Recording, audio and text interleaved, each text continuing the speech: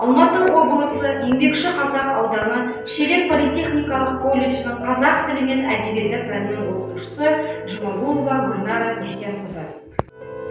Жақсы қоғам құру үшін әр адам өзінен бастауы керек деп ойлаймын. Үлкен өзгерістер кішкентай істерден басталады. Үлкен болып қалу үшін ғаламда үлкен арман керек екен адамға.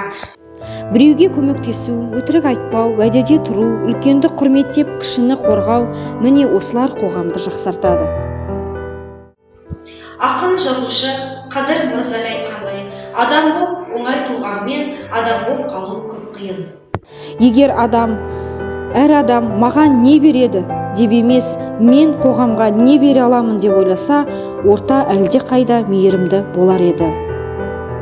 Әр адамның қоғамнан алатын орны бар.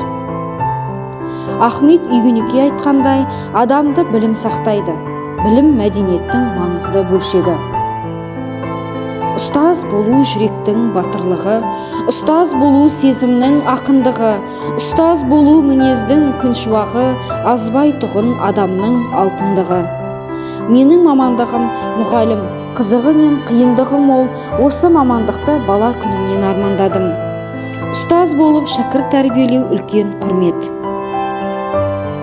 Нәзіктіктің киелі келбет едім, қадір тұтып артамын елге сенім, бір қолыммен тербетем ақ бесікті, бір қолыммен әлемді тербетемін.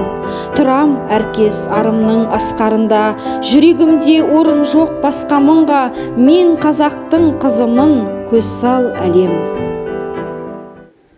Мен қазақ қыздарына қайран қалам, жанары жаны жастай жайраңдаған, қыз өссе елдің көркі деген сөзді қапысыз қалай айтқан қайран бабам.